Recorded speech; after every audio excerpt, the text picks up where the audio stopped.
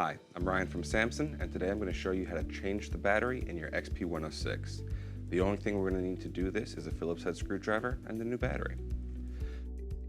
We're going to take off the back plate and remove these 4 screws.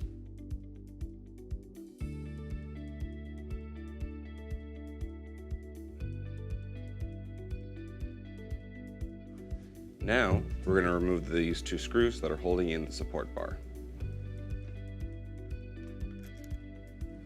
And we can remove the support bar as well. Next, we're going to walk out the battery. And we can remove the cables as it comes free.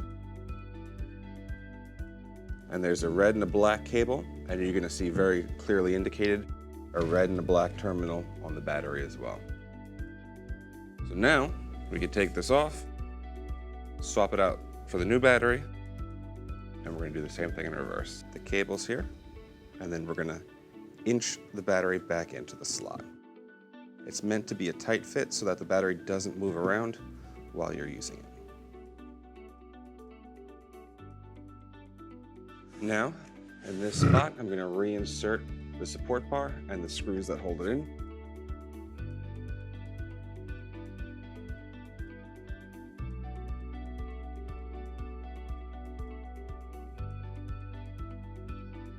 And now I'm going to put on the back plate and put the 4 screws back in as well.